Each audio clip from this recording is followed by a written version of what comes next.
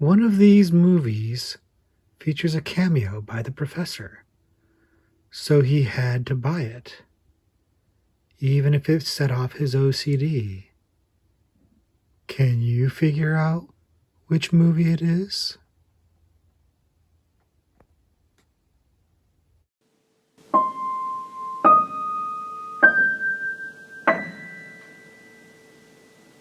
Hello everybody, welcome back to the Horror Movie Syllabus. My name is Professor Victor and I'll be your host as we go through all of the essential, noteworthy, interesting, and notorious modern horror films. If you're new to the channel, I recommend you check out our introduction video. There's a link to it in the description below. Gives you a pretty good idea of what the horror movie syllabus is all about. In short, we look at a particular subgenre of horror and pick 3 movies from that subgenre to explore. But this is our Is It Syllabus-Worthy series. This is where I take a recommendation from you guys, something that you've left in the comments as a suggestion for me to watch, and I check it out, a movie I've never seen before. And I determine whether or not it's syllabus-worthy, whether or not it's good enough to make it on my horror movie syllabus. Today's recommendation is The Beast Must Die. And that came from our good friend Sarah, aka the Rose Bride, who is a good friend and supporter of the channel and has made a lot of suggestions over the months that we've checked out. And it's always something quality with Sarah. She has a taste for, old school classic horror. And this is probably no different from that, no deviation from the formula to that regard. She had recommended this movie in the blaxploitation video and the comments for that as a blaxploitation selection. And she mentioned that the movie stars Peter Cushing and Michael Gambon, who are honestly not the people I think of when I think of blaxploitation. But we'll see how this goes. She mentioned it was a werewolf movie, and she mentioned a break in the movie where it gives you time to try to figure out who the werewolf is. We're going to get into that in a little bit.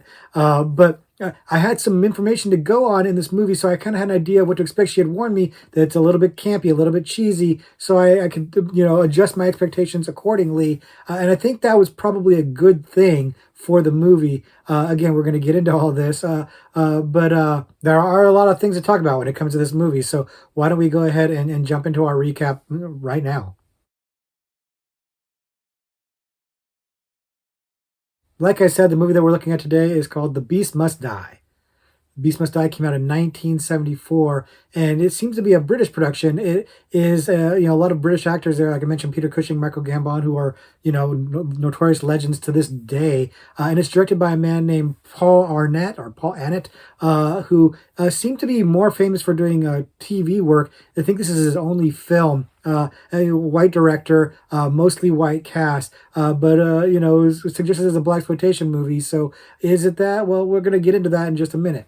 First, if you haven't seen the movie before, the film centers around a big game hunter, an aristocratic black man who invites a bunch of, well, frankly, white people to his mansion for some sort of mysterious game, only to find out that he suspects that one of them is a werewolf, and that he intends to not only figure out which one of them is the actual werewolf, but then to hunt the werewolf and eventually kill it as part of his, quest to conquer all the big game in the world and make a sport out of them.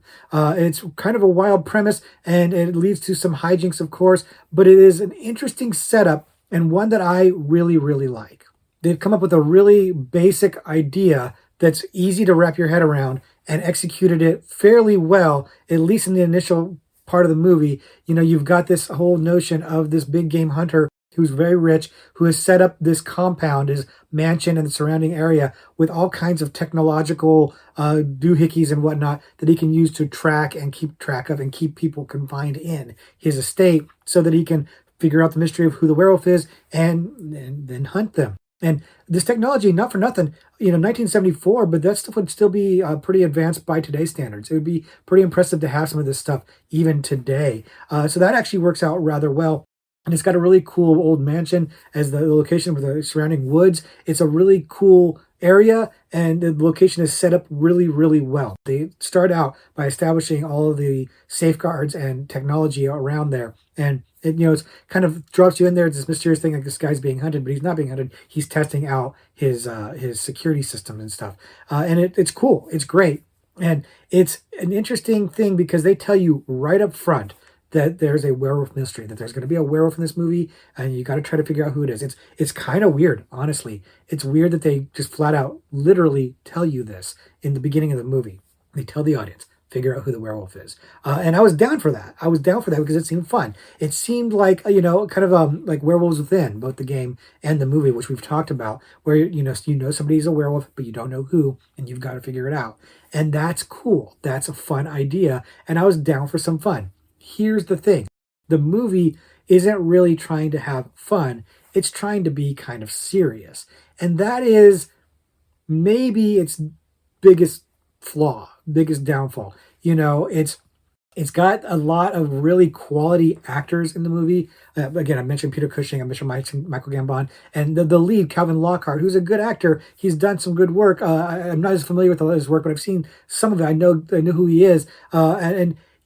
He I would argue that he's miscast here because he's an American. He's playing kind of this aristocratic British, rich game hunter, and he comes off ridiculous. Frankly, he comes off very like theatrical, and that's the thing. It's like the dialogue in this movie isn't great. It's kind of cheesy, and you've got all of these actors who are good actors delivering the lines, and they really can't save the dialogue.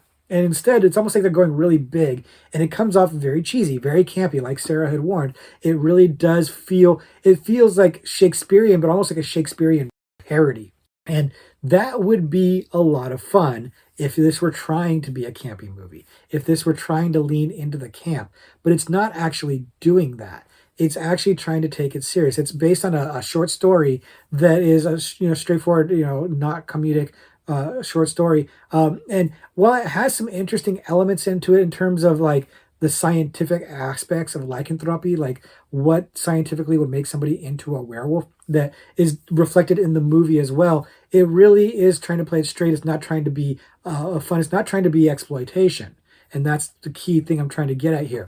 It's not leaning into the gore or the luridness of it. It's not giving you a lot of nudity or violence or anything like that. There is some violence in the movie, a lot of it which happens off screen, and the gore is kind of undercut. It's kind of light on werewolf action, frankly. It does have some good moments. It has a pretty cool initial transformation scene, but nothing like American Wolf in London or The Howling or anything like that. It just gives you a hint of it, some pieces of it, but the pieces it gives are good. It's got, it leans into the werewolf lore quite a bit, in terms of like things like Silver and Wolfsbane. And there's these parts of the movie where they're doing tests to figure out who the werewolf is by challenging everybody to like hold Silver or something like that. And that stuff's working for me really, really good. Even with this serious, undertone of it, trying to take it so maybe a little too seriously, it's still working for me really, really well. Again, I go back to the premise. The premise of the movie is solid. The idea of this big game hunter who's invited all these people he knows into his house to try to solve this mystery and then hunt them. I like that premise. I like it a lot. In fact, I kept thinking to myself that this would probably make a really good Kraven the Hunter movie. I know that at the time of recording this video, the Kraven the Hunter movie is scheduled to come out sometime this year. And frankly, the trailer looks terrible, looks awful.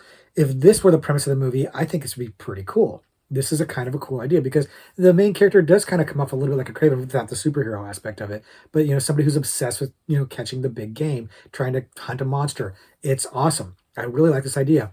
And, playing it straight is not necessarily instinctually a bad idea. But you got to remember, this movie started with a guess who the werewolf is kind of, opening. And then it has the werewolf break, as I'll call it.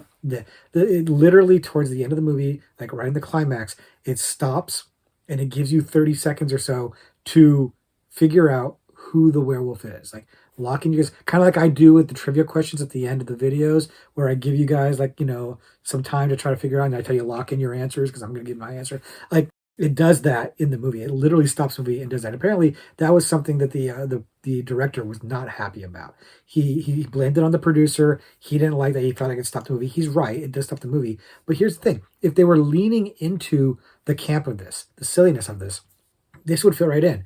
It's like you have like two different movies competing here. You've got something that wants to be like, serious, and scary and dramatic, and then you've got something else that wants to just have fun and be a fun, campy werewolf movie. And the two of them are just not jiving together. They're not meshing, and it's really not coming together in a satisfying way. And for me personally, I kind of think that like the camp thing would have probably been the easier way to go. It could have gone either way.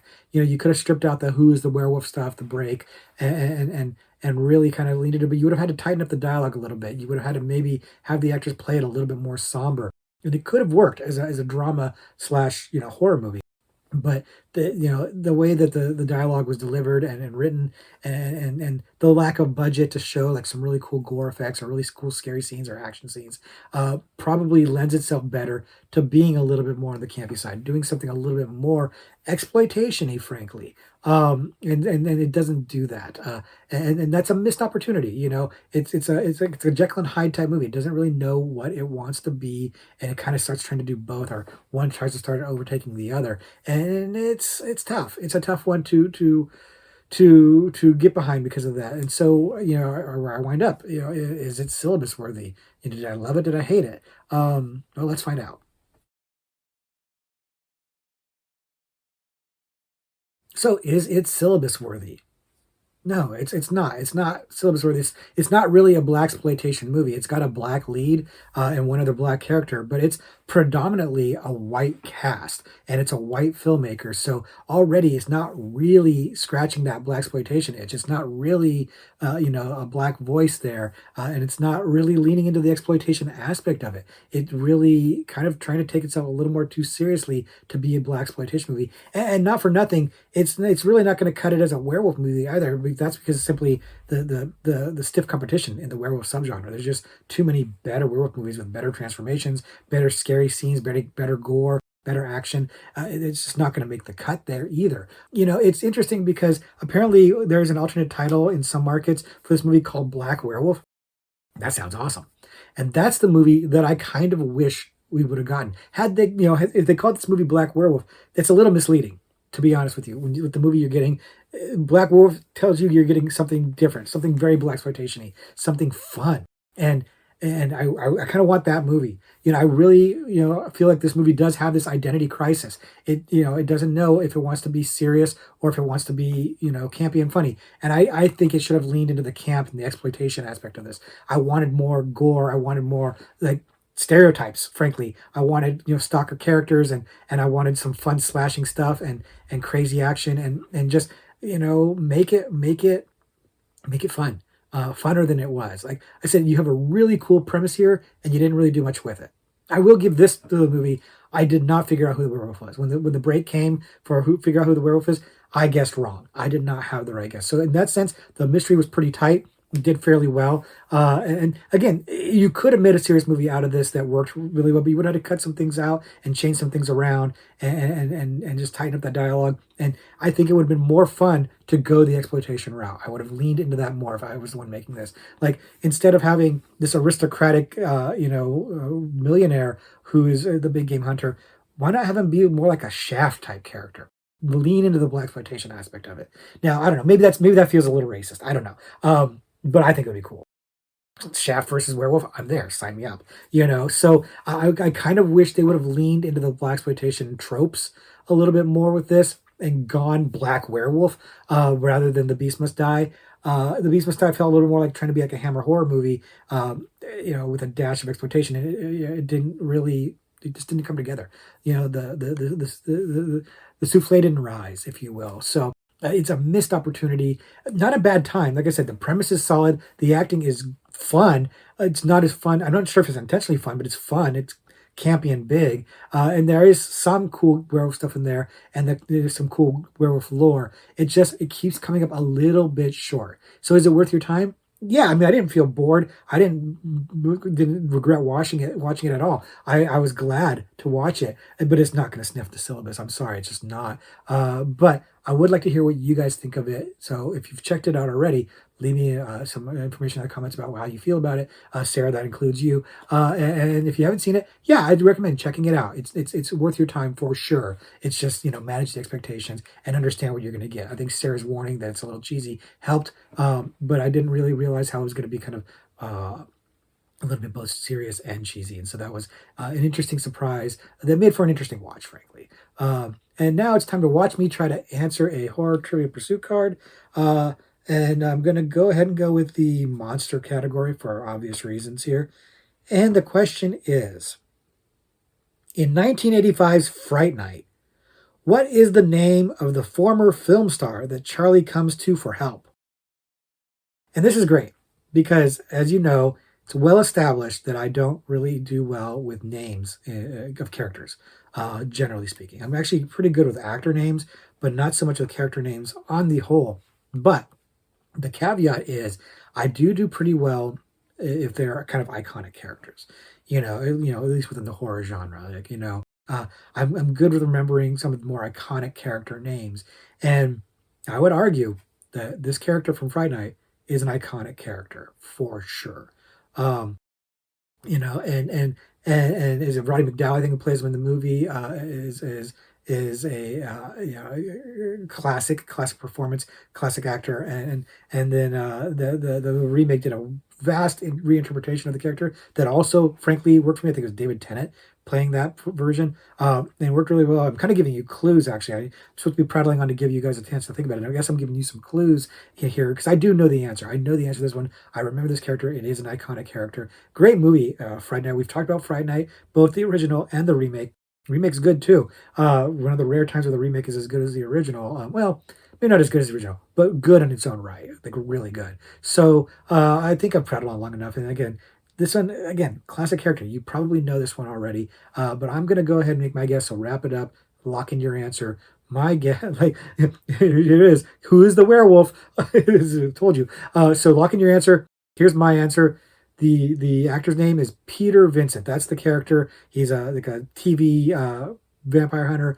Peter Vincent is the character. And just to confirm on the card, Peter Vincent. Yep, I got that one, and I feel good. When I get a character name question right, I feel good about that because I know it's a weak spot for me. So I'm feeling pretty good. Are you feeling good? Did you get it right? And if not, what did you guess? What was your answer? Leave it in the comments below. Let me know. Also, leave me recommendations of some other movies, werewolf movies or otherwise, because I added them to the to watch list if I haven't seen them. And you guys have been killing it. Like, this is a movie that didn't make the horror movie syllabus, but it is a fun movie to watch. It's interesting. There's some interesting stuff going on. So again, I'd recommend checking it out if you're interested in this kind of stuff. But that's all I'm going to do for now. I'm going to wrap it up here. Thank you guys for hanging out to the end. And until next week, class dismissed.